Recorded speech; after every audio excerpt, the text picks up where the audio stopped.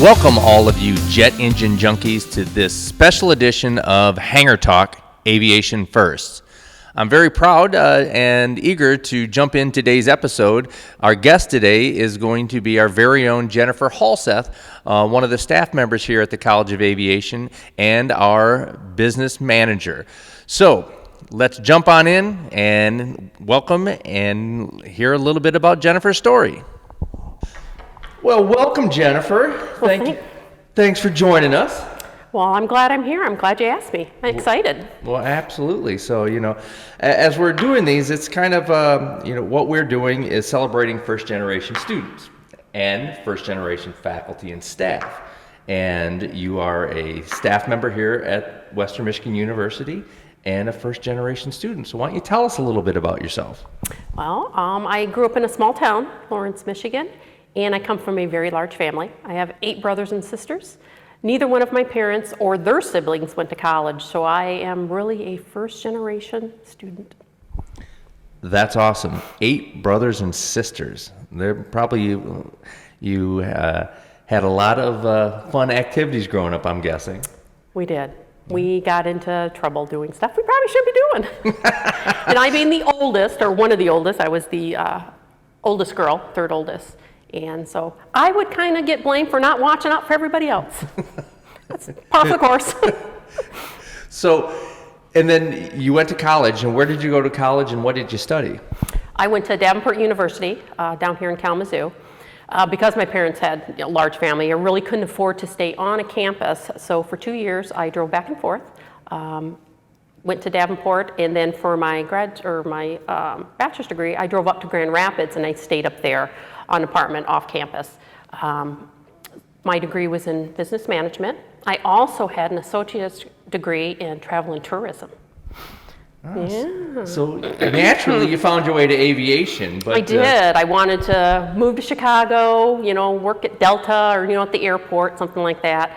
And I just didn't want to go to Chicago or move away from home. Well, we're glad you stayed here. So, and then what is your role here at Western Michigan University's College of Aviation? How did you find yourself into Western, and how did you find yourself into aviation? Sure. First, I started on main campus, and I was working in accounts payable. I was assistant manager over there. I started in 2012, and so I applied to that job, got it, and then I was told that there was a position over here, a business analyst position. So I applied, got that job here, and then moved up to the business manager at the College of Aviation, and I love it. I absolutely love being here. Seeing the planes flying, the co-workers are fantastic, love talking to the students. They're all so excited about being in aviation, whether it's management or tech ops or flight, they love it here.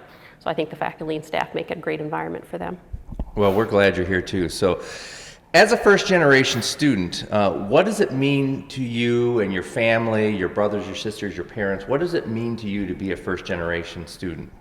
For me, the obvious definition is I was the first one in my family, immediate family, and my parents' extended families to go to college.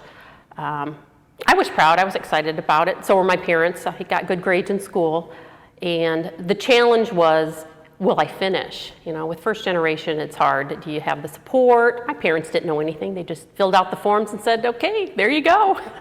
But it is a big adjustment. And I felt there was kind of a lot of pressure being that first generation in my family to actually go to school. But I did great. I absolutely loved it. And my parents were happy and proud of me. And then because I was one of the oldest ones in my family, a sibling, 3 or 4 of my other siblings went to college too. So it kind of set the precedent for it can be done. And once my parents got me through it, they're like, oh yeah, this was easy. We just had to fill out the paperwork. Yeah, I think that's the important thing. Some of the messages that, and what I've been hearing is that, if you dream it, you can do it, and perseverance going forward with it, and just stay the course. Yep. But that's awesome. So if you could telegraph yourself, your younger Jennifer, what would you tell what do you know now, especially having gone through a university program, then being in the workforce, what's one message that you would like younger Jennifer to hear as far as this journey is concerned? For me, one of the biggest things was time management. Going to school, I still had to work. So, taking the classes, your full-time classes, going to work, and then trying to hang out with friends. Because I lived off campus, I would have to come back onto campus to meet with friends and do stuff like that. So that was the big thing for me, is being able to manage my time to get everything done. And the second thing, I wish I would have done an internship. I did not do an internship, because of the degree I was in, the travel and tourism piece.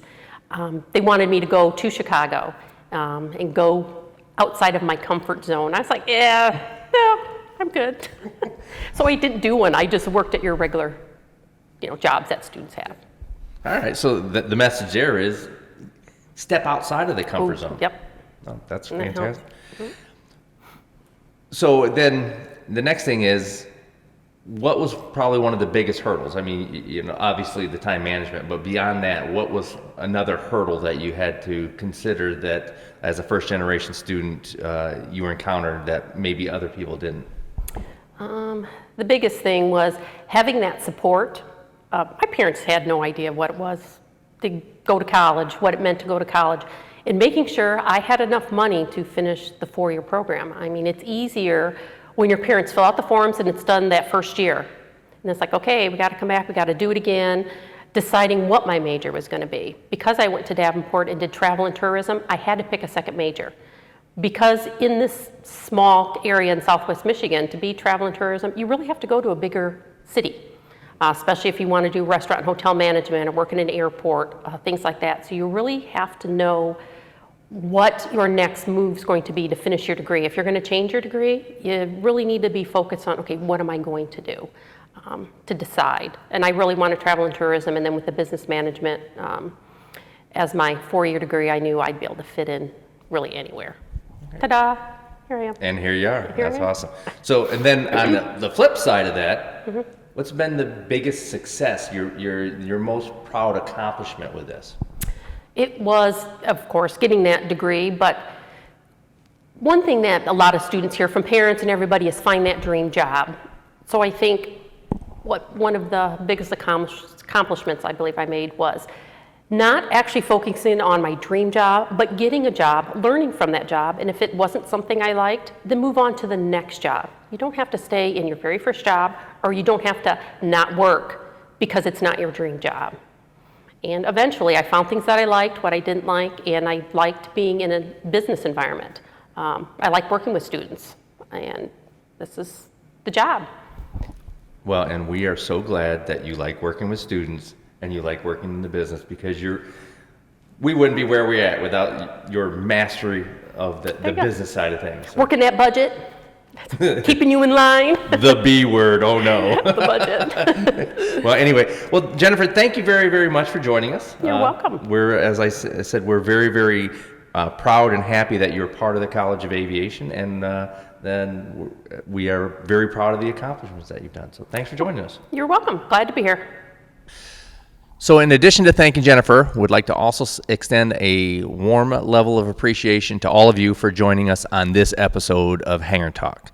Until next time, like Casey Kasem would end all of his top 40 radio broadcasts, keep your feet on the ground and keep reaching for the stars.